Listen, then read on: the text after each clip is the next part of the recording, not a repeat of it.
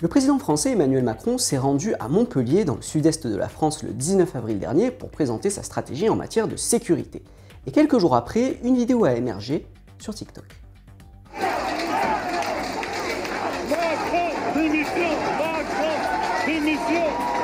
Le président accueilli sèchement à Montpellier, Emmanuel Macron pris à partie par les manifestants en colère.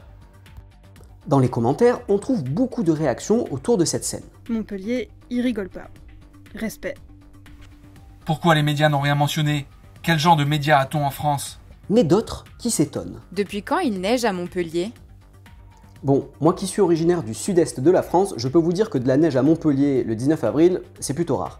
Mais pour le vérifier avec certitude, on peut utiliser un outil d'archivage des données météo, comme par exemple le site timeanddate.com. Ici, on voit qu'il faisait beau le 19 avril à Montpellier lors de la visite d'Emmanuel Macron, il n'a donc pas pu neiger. Maintenant qu'on sait que la météo ne correspond pas, comment vérifier l'origine de cette vidéo? On va faire une capture d'écran et utiliser un outil de recherche d'images inversée. Vous connaissez Google Images, mais cette fois, c'est son équivalent russe Yandex qui va nous intéresser.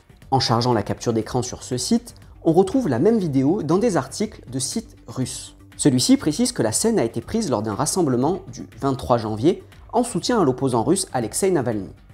On apprend aussi qu'une star de TikTok en Russie a été arrêtée suite à une attaque contre un véhicule des forces de sécurité russes.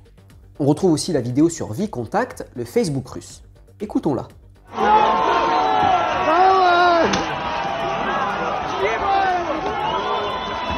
Rien à voir avec le son de la vidéo sur TikTok, et pour cause, l'extrait où on entend des gens crier « Macron, démission » vient d'une vraie vidéo prise lors de la visite du président français à Montpellier.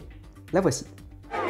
Macron, démission! Macron, démission! On a raison! En résumé, cette vidéo sur TikTok est un assemblage.